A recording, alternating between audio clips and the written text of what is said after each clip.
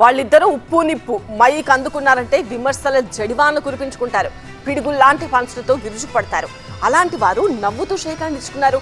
ఇవాళ 2 స్టేట్స్ లో ఇదే హాట్ టాపిక్. సర్వభ్రష్ట ప్రభుత్వం సర్వంలో భ్రష్టమైంది. వీళ్ళు తమాషకు మేము అదోటి అడ్డం పొడుగు మాట్లాడి కిరికిరి మాటలు మాట్లాడి కారు కూతలు పూసి ఏదో చేస్తామనుకుంటే నడవదిగా. ఏళ్ళ దాకా వేరే కథ, రేపటి నుంచి వేరే తోలు తీస్తాం ఎక్కడికక్కడ.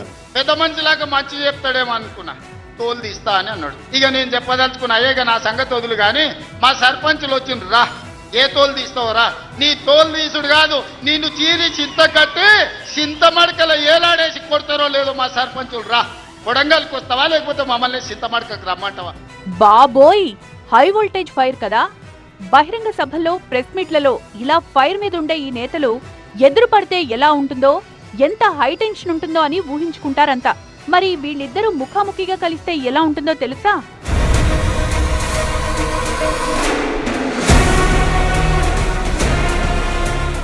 ఇదిగో ఇలా ఉంటుంది.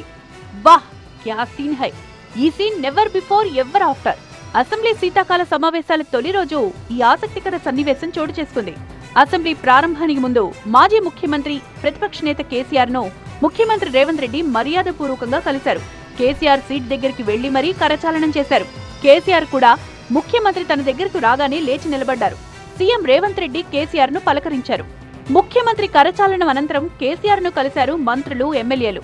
మంత్రులు ఉత్తమ్ కుమార్ రెడ్డి, శ్రీధర్ బాబు, కోమటిరెడ్డి వెంకటరెడ్డి, సీతక్క, వాకిటి శ్రీహరి, అడ్లూరి లక్ష్మణ్ కుమార్, ప్రభుత్వ విప్లో బీర్ల ఐలయ్య, ఆది శ్రీనివాస్ సహా పలువురు కాంగ్రెస్ ఎమ్మెల్యేలు, సిపిఐ ఎమ్మెల్యే కూనమనేని సాంబశివరావు కేసీఆర్ ను పలకరించారు. అసెంబ్లీ ముగిసిన తర్వాత మీడియాతో చిట్చాట్ నిర్వహించారు ముఖ్యమంత్రి రేవంత్ రెడ్డి.